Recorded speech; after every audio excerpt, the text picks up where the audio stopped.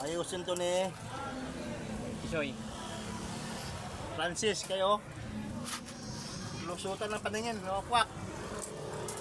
Anong gagawin diyan? Tapalan ko lang po, boss. Ha? Tapalan ko po siya Ng ano? Yero po, yero. Sako? Sako itatapal mo? Ito legit. Ay, ano magklaro. Ito. Yan guys, ang itatapal niya oh.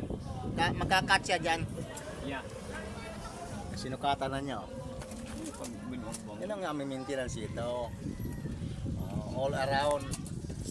Around. Ano? So ang laki pala ng butas niyan. Ayo. Uy, kayo doon. Ay, nalalaglag yan. Oo, natanggal ko lahat. So, alin nung diskarte ngayon, automatically. Automatically. Kung ba't sumubra sukat mo?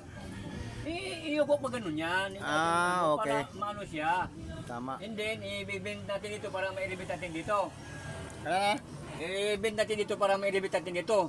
Oh. Understand? Oh. Para mapunta din eh. Okay, sige. Siya. Ay, sakto talaga. Yan ang maintenance namin dito guys.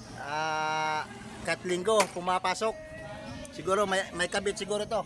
Ay, ano guys? May klaro guys. Sinilip niya maigi. Ayun guys, tingos, manood.